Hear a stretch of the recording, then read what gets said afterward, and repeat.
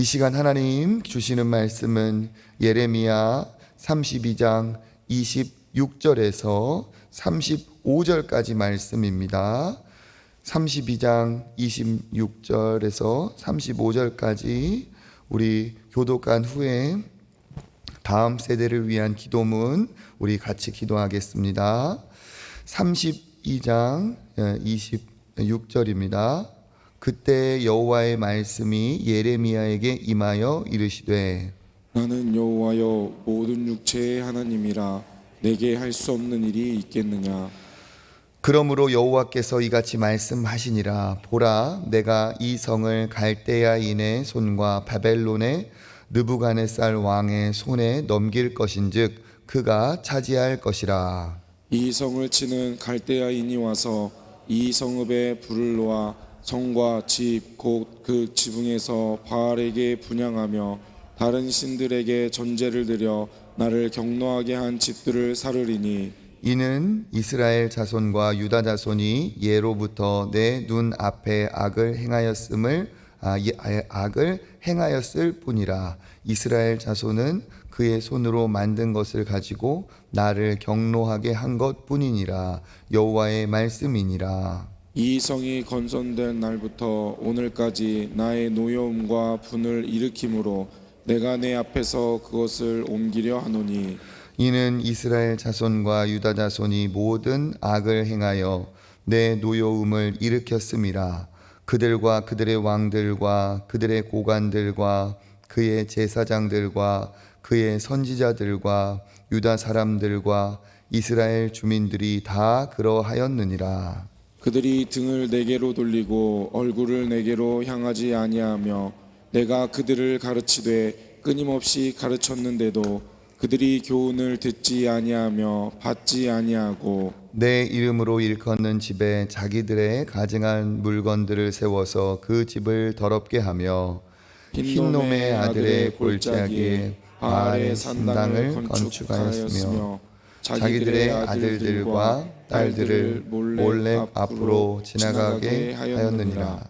그들이 이런 가증한 일을 행하여 유다로 범죄하게 한 것은 내가 명령한 것도 아니요 내 마음에 둔 것도 아니니라. 아멘. 우리 다음 세대를 위한 기도, 거룩한 세대로 세우소서부터 우리 기도하는 마음으로 축복하며 읽겠습니다. 거룩한 세대로 세우소서. 다음 세대를 사랑하시는 하나님 아버지, 여름 사역을 주님의 은혜로 준비하게 하심을 감사드립니다. 모든 사역이 안전하게 진행되게 하옵소서. 어떠한 사고나 위험으로부터도 지켜주시고 건강하게 모든 일정을 마칠 수 있게 하옵소서. 보내주신 강사 목사님에게 성령의 지혜와 능력을 부어주셔서 생명의 말씀을 힘있게 선포하여 집회마다 주님의 크신 은혜가 임하게 하옵소서. 찬양과 말씀, 기도의 시간을 통해 하나님의 임재를 경험하게 하옵소서. 특별히 아직 주님의 인격적으로 만나지 못한 자녀들의 마음을 열어주셔서 예수님을 구주로 영접하고 거듭남의 은혜를 누리게 하옵소서. 가정과 학교, 직장에서 무너지고 깨어진 관계들이 회복되게 하시고 상처받은 마음들이 치유되게 하옵소서. 그리하여 우리 초청교회 다음 세대에서 가정과 학교, 사회를 변화시키고 주도할 영적 리더가 세워지게 하옵소서. 우리 주 예수 그리스도의 이름으로 기도합니다. 아멘. 할렐루야. 은혜의 자리 잘 나오셨습니다. 하나님께서 오늘도 주시는 말씀으로 세임과 또 은혜를 주시기를 축복합니다. 오늘 말씀 계속하여 예레미야의 말씀으로 이어지고 있습니다. 예레미야가 그 백성들에게 새 언약 그리고 축복의 말씀을 선포한 대목을 보았고, 또 어제 토요일과 또 주말의 말씀의 내용은 배경은 이러합니다. 시드기야 왕이 예레미야가 또 부정한 멸망할 거라는 그러한 예언을 하였고, 거짓 선지자들은 그것이 아니고 평화를 하나님이 다시 주실 것이다, 이렇게 거짓 예언을 했죠. 시드기야는 영적인 눈이 어두워서 예레미야의 참 말씀을 들을 수 있는, 하나님의 참 말씀을 들을 수 있는 사람이 아니었습니다. 자기가 듣고 싶은 말을 듣고 있었던 거죠. 그러다 보니까 시드기야가 예레미야를 궁중 감옥에다가 투옥을 반역자라 하여 투옥을 시켰습니다. 그래서 예레미야는 하나님의 말씀을 전한 대가로 참 답답하게 감옥 안에 이렇게 놓여 있을 때 하나님의 말씀이 임하여서 너의 친척의 밭을 사라 하는 그런 말씀을 듣죠. 그 밭을 사라 하는 의미가 무엇이냐? 하나님께서 다시 이스라엘 백성을 그렇게 회복하실 것이다 라는 것을 하나님께서 예레미야에게 말씀해 주시기 위해 그 밭을 사라고 하였습니다. 그래서 그 밭을, 아나돗에 있는 그 밭을 사면서, 감옥 안에 있기 때문에 다른 사람을 통해 그 밭을 사면서 그 상황에 예레미야가 의문이 들겠죠. 왜냐하면 그 밭이, 그 땅이 바벨론 느부갓네살 왕의 땅이 될 것인데 그것을 내가 돈을 주고 사는 게 무슨 의미가 있겠는가 하면서 하나님께 그렇게 질문을 갖습니다. 그 내용이 오늘 우리가 읽은 26절에 바로 앞에 있는 25절입니다. 25절의 말씀에 이렇게 되어 있죠. 주 여호와여, 주께서 내게 은으로 밭을 사며 증인을 세우라 하셨으나 이 성은 갈대아인의 손에 넘기신 바 되었나이다. 그러니까 갈대아인, 바벨론 사람들에게 다 넘기셨으면서 이 밭을 사라고 하신 의미가 무엇입니까? 그러니까 하나님께서 이 예레미야에게 주시는 말씀입니다. 그래서 하나님께서, 그 전능하신 하나님께서 이 백성이 악함으로 내가 그들에게 넘겼지만 다시 회복하실 것이다 하는 내용을 전하시면서 오늘 우리가 읽은 본문은 왜 이렇게밖에 될 수 없었는지 그들의 악행을 다시 한번 하나님이 말씀하시는 장면이죠. 우리 32장에 우리 27절 한번 읽어보겠습니다. 나는 여호와여, 모든 육체의 하나님이라. 내게 할 수 없는 일이 있겠느냐? 아멘. 나는 여호와여, 모든 육체의 하나님이라. 그러니까 이스라엘 백성들의 하나님만 되는 게 아니라 느부갓네살 왕도 다 누구의 손 안에 있다? 그렇죠. 하나님의 뜻, 하나님의 손 안에 있다.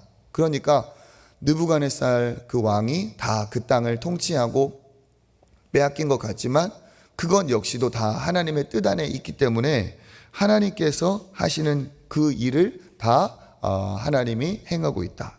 여기 있는 것처럼 내게 할 수 없는 일이 있겠느냐 하는 말이 무슨 뜻이겠습니까? 하나님은 전능의 하나님으로 이스라엘만의 하나님이 아니라 모든 열방의 하나님이 되신다 하는 뜻이죠. 내게 할 수 없는 일이 있겠느냐 하는 말은 반문하는 거죠. 모든 것을 다 하실 수 있다는 것을 강조하시는 하나님의 표현입니다. 그러니까 하나님께 의문을 가진 예레미야에게 하나님이 자기 자신을 다시 한번 말씀해 주시는 거죠. 내가 전능의 하나님이신 것을 네가 잊어버리지 말아라. 네가 그것을 잊었느냐?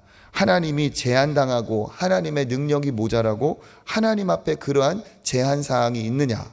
아니라는 거죠. 하나님 앞에는 모든 것이 다 가능하다. 나에게는 모든 것이 다 가능하다 하면서 말씀을 이어가고 있습니다.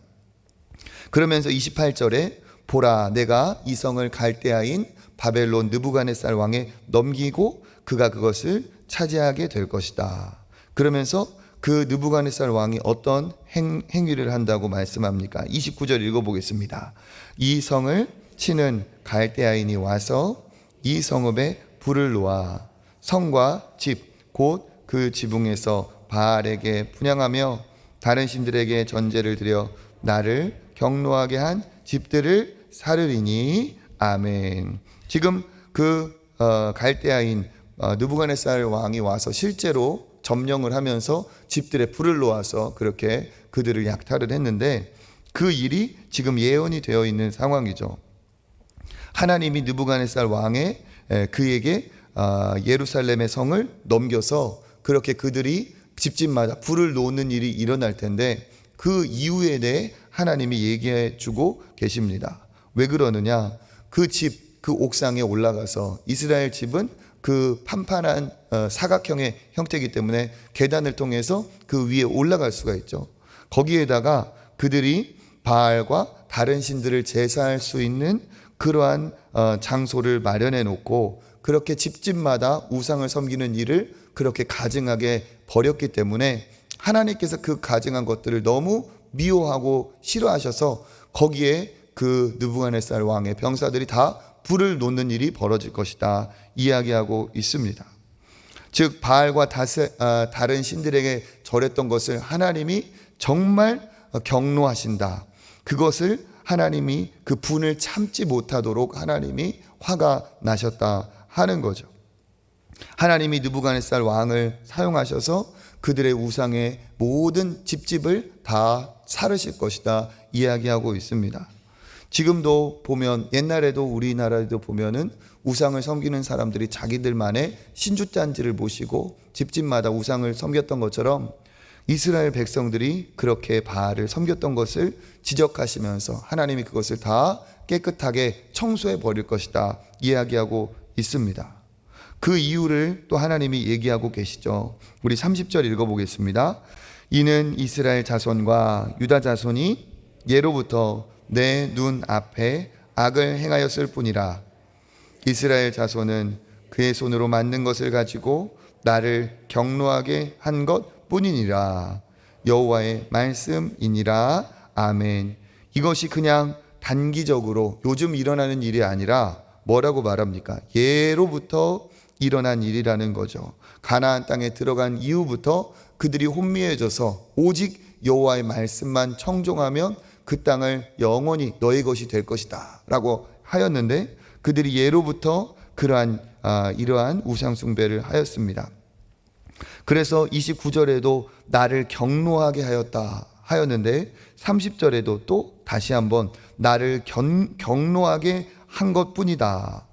또 31절에도 보니까 이 성이 건설된 날로부터 즉 예루살렘이 세워진 날로부터 오늘까지 그 경노함 나의 노여움과 분을 일으킴으로 내가 그것을 다 이제 옮겨버리겠다 하고 있습니다. 지금 하나님께서 얼마나 그것을 싫어하시는지 경노하다 여기 또 노여움과 분을 일으켰다라고 이야기하고 있습니다. 이와 같이 하나님은 그 우상 숭배를 제일 싫어하시고 미워하신다는 것을 다시 알 수가 있죠. 예레미야 선지자 이 예레미야서만 아니라 모든 선지서에 보면 우리는 그것을 느낄 수 있어요. 부분이 아니라 성경을 통독할 때 우리가 더 다 알 수 있죠. 하나님이 모든 선지자들의 입술을 통해서 얼마나 우상 숭배를 싫어하시는지를 강조하고 반복하고 있어요. 그게 하나님이십니다. 왜? 하나님만이 유일하신 하나님, 유일하신 전능자이시기 때문에 그 하나님의 영광을 하나님이 다른 이에게 가는 것을 원하지 않고 하나님은 하나님 되심을 오직 하나님을 높이는 것을 원하고 있죠. 10계명에서도 오직 우리가 하나님 1계명과 2계명을 통해 하나님만 높여야 되는 것을 알 수 있습니다. 반대로 하나님을 높이는 자를 하나님 기뻐하시고 그에게 대대에 축복해 주시는 하나님이시죠. 그런데 그들이 어떻게 악을 행하였는가? 우리 32절 읽어보겠습니다. 이는 이스라엘 자손과 유다 자손이 모든 악을 행하여 노여움을 일으켰습니다. 그들과 그들의 왕과 고관들과 그들의 제사장들과 선지자들과 유다 사람들과 예루살렘 주민들이 다 그러하였느니라. 아멘. 여기에서 하나님이 더 화가 나신 참을 수 없는 이유가 뭡니까?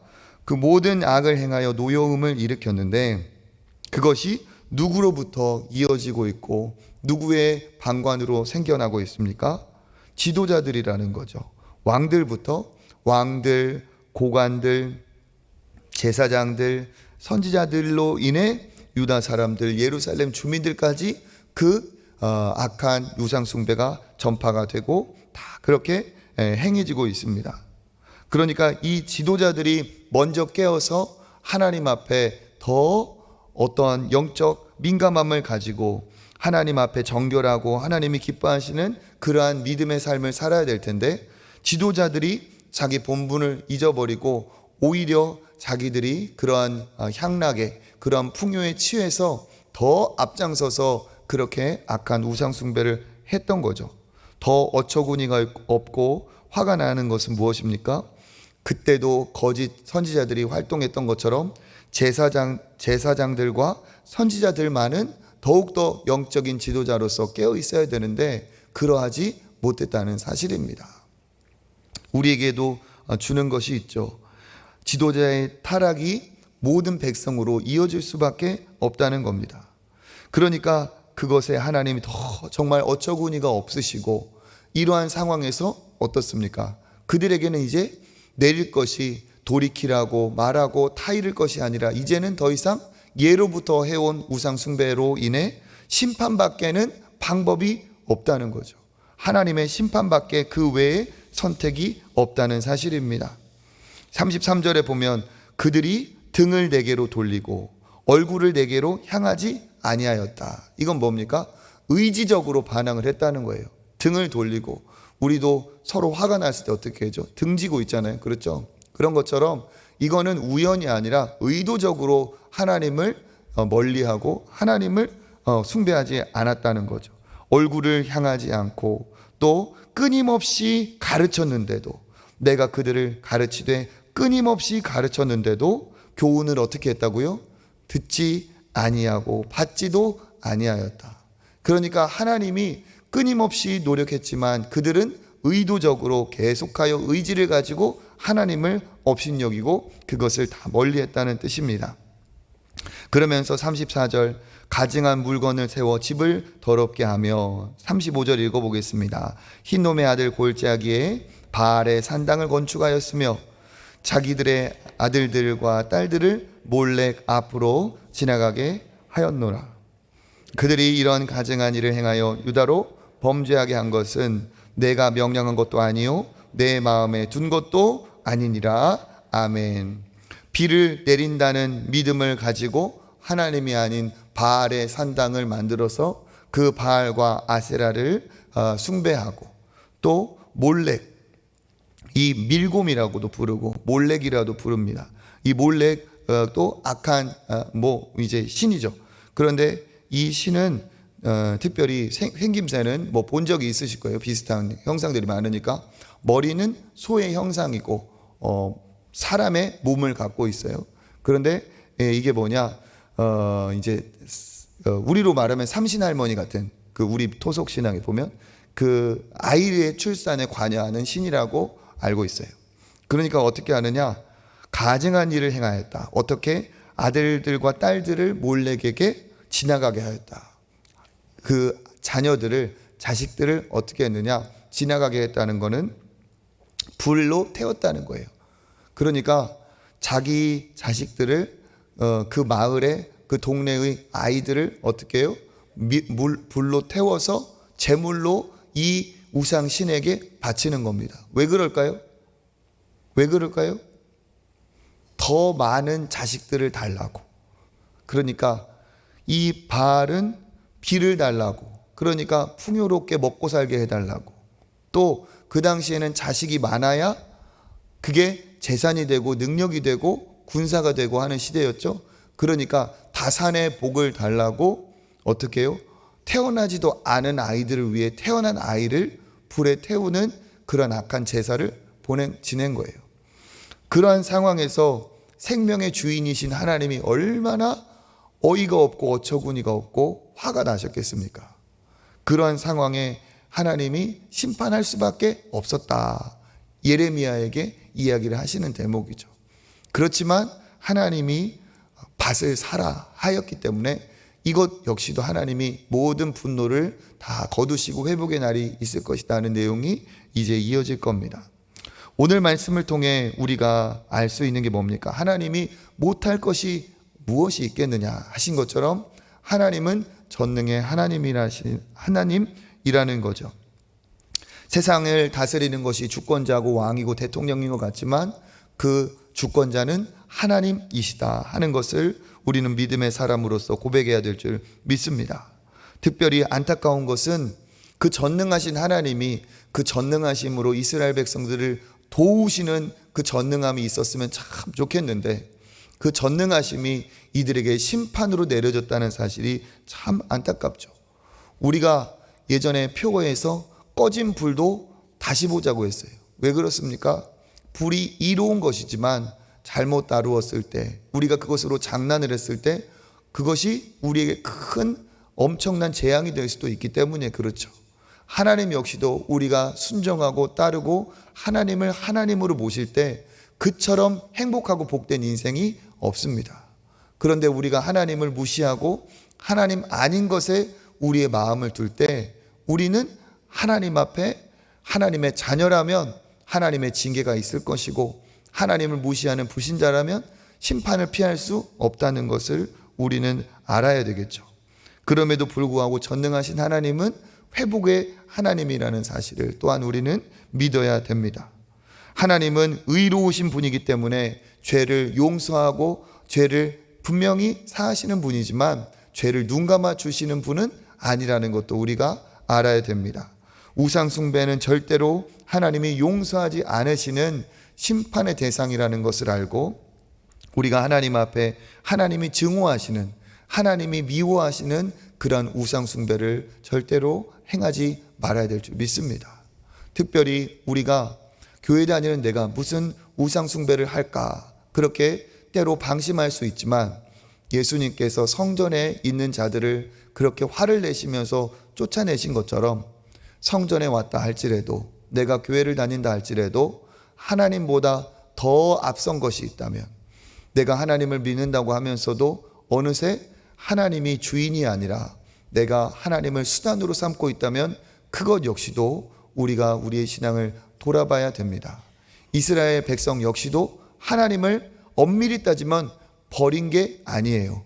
하나님을 버린 게 아니라 하나님도 섬기고 바알도 섬겼어요. 그런데 하나님은 그것을 우상숭배라고 하셨죠. 무엇입니까? 하나님을 수단으로 삼을 때 그것은 우상숭배가 되는 것입니다. 하나님 앞에 내 목적이 하나님 앞에 하나님 뜻보다 앞서지 않는 하나님이 기뻐하시는 우리가 되길 간절히 원합니다. 특별히 하나님보다 우리가 앞서게 되는 이유가 뭡니까? 우리의 욕심이 앞설 때 그렇죠. 우리의 탐욕이 앞설 때 하나님의 뜻보다는 내 뜻이 이루어지기를 원하는 그러한 어리석음이 작용할 수가 있어요. 그렇게 우상을 섬기다 보면 어떻게 됩니까? 판단력이 흐려져서 내가 지금 행하는 것이 진짜 하나님의 뜻인지 무엇인지 자기 마음의 소리인지 욕심인지 분간하지 못하고 행할 때가 있습니다. 우상을 섬기는 그들이 정말 어리석게 눈이 가려져서 누군가의 아이이고 자기의 아이인데도 불구하고 그렇게 태워서 제물로 보내는 그러한 어리석음이 있었던 것처럼 탐욕이 앞서면 우상 숭배가 오고 우상이 숭배를 하다 보면 하나님의 뜻이 아닌 우리의 욕심에 이끌리는 삶이 될 수도 있습니다. 늘 하나님 앞에 내가 욕심이 아닌 주님이 주신 지금 삶에 감사하면서 오늘 하루도 하나님 앞에 우리가 더 큰 감사를 올려드리며 하나님이 주신 큰 축복을 누리시는 여러분 되시고 그때 하나님께서 더 큰 은혜와 복을 주실 줄 믿습니다. 그러한 은혜가 넘치시기를 주님의 이름으로 축복합니다. 하나님 감사합니다. 오늘도 이 아침에 하나님이 어떠한 삶을 원하시는지 예레미야서의 말씀을 통해 깨닫게 하시니 감사를 드립니다. 하나님, 우리가 우리의 욕심을 따라 행하지 않게 하시고 아버지, 돈을 사랑함이 일만하게 뿌리라 하였는데 돈을 우리가 사랑하고 아버지 풍요를 아버지 우리가 추구하는 인생이 아니라 모든 것을 정복하고 다스리라는 하나님의 말씀처럼 우리가 주 안에서 그 모든 것을 다스리고 주 안에서 행할 수 있는 우리가 되게 하여 주시옵소서. 주신 물질을 다 잘 다스려서 선하게 활용하게 하시고 또 하나님 앞에 우리가 주의 뜻을 구하며 나아갈 때 더 큰 은혜와 복을 더하여 주시옵소서. 특별히 이번 주간 그렇게 우리가 따뜻한 마음으로 아버지 삼계탕을 또 끓여서 이 지역에 또 아름답게 섬기고 대접하고자 합니다. 아버지 그 참여하는 모든 자들에게 복을 더하시고 또 그것을 통해 이웃이 하나님의 사랑을 알며 또 정말 하나님의 그 사랑 안에 마음이 따뜻하여지는 은혜도 있게 하여 주시옵소서. 오늘 하루 이 새벽에 기도로 출발하는 모든 주의 백성들을 축복하시고 기도가 현실이 되며 응답이 되는 그 놀라운 것을 경험하게 하여 주시옵소서. 감사드리며 예수님의 이름으로 기도합니다. 아멘. 이 시간 또 하나님 앞에 기도의 자리로 나아가겠습니다. 은혜가 더 흘러넘치는 사랑의 공동체 우리 초청교회 되게 하여 주옵소서. 또 오늘 아침에 우리 삼계탕 이렇게 나눔 소식을 듣고 극동방송에서 이렇게 인터뷰 요청이 왔어요. 그래서 아마 생방송으로 하니까 오늘 7시 10분 그렇게 나간다고 하는데 제가 가가지고 이렇게 해요. 잘할 수 있도록 기도해 주시고 별로 떨리진 않지만 잘할 수 있도록 기도해 주시고 출근 시간에 시간 되시는 분들은 또 들으시고 그래서 제가 나가는 게 아니라 우리 초청교회가 나가는 거고 우리 초청교회 자랑이니까 또 앞으로도 하나님 앞에 이렇게 귀하게 쓰임받는 초청교회 될 수 있도록 기도해 주시기를 바랍니다. 우리 가정, 자녀, 우리 삶을 위하여서 기도하시고 은혜 자리로 나아가겠습니다. 주님 한번 잡고 기도하겠습니다. 주여